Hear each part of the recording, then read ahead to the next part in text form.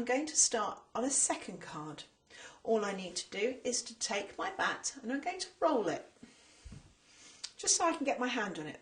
Then I'm going to take my hand and I'm going to pull away fibres. I'm just going to check, and here you can see I've got a second cut that I missed.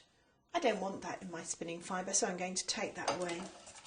Then I'm going to put my second line of carding onto the tray, and I'm going to begin the whole process again. Every time I card, I sort a little more.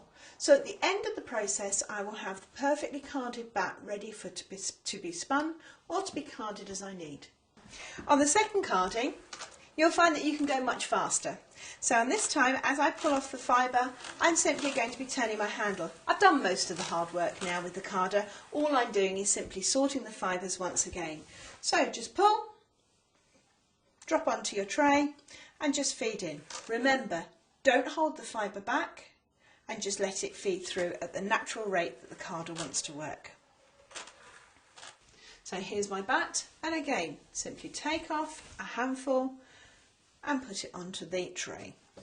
Take off a handful, put it onto the tray.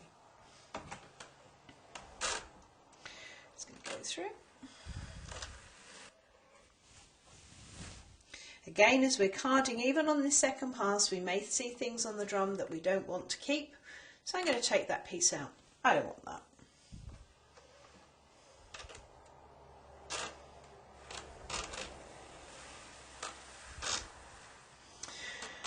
If you decide that you want to get more packed onto your drum, then you can either use a finishing brush or you can use your secondary brush to pack onto the tines. So where I've got fibre going onto the tines and I'd like to get some more in, so for example I'm doing some extra blending, then what I can do is simply take my secondary brush and I can use it against the tines.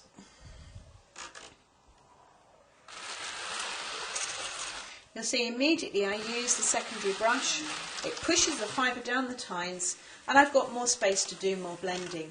This is the way that we build a really substantial batt. You should be able, on a standard size drum carder, to get up to 50 to 70 grams of fibre onto your drum. If you get less than that, you may like to think about whether or not you need a secondary brush.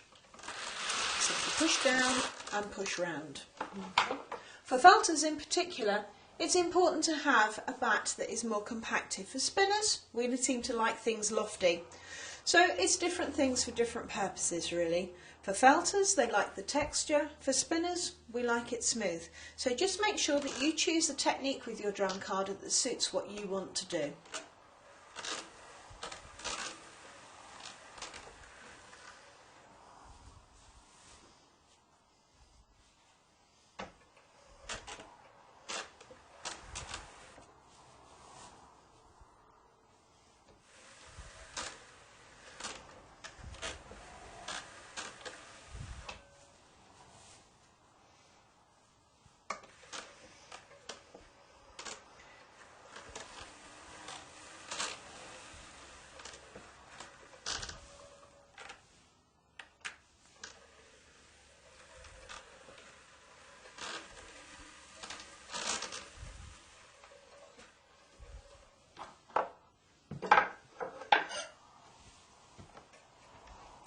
Got to the point where I'm finished on the second pass through.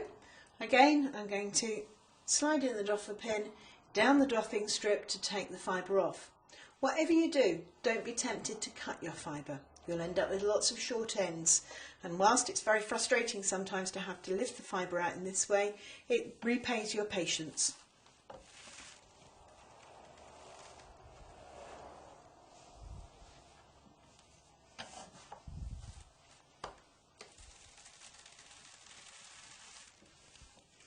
Quite an effort to get this one off. Perhaps I'll make it smaller.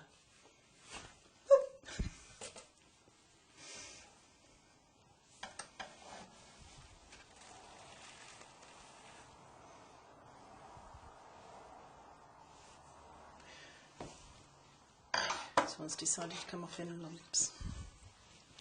Okay, we're going to take our fibre off, and again we're going to use the porcupine quill to slide down and slide through.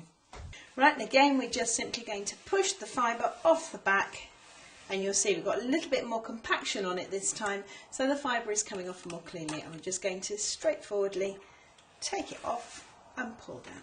Okay. If you find the handle's getting in the way of your lumps and bumps like mine does, don't forget you can always fold it down.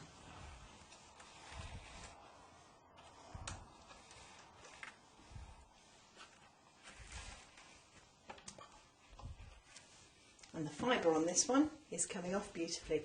And that's the second pass. You can see that we've sorted out many of the problems that we had with the first pass, and the fibre is now far more organised than it was.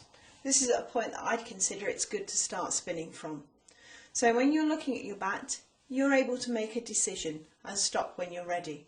This is now beautifully lofty and airy, and it will spin into a beautiful hat fibre. If you're going to felt it, it will take the felting process extremely well, and you will have done it in a way that you can control.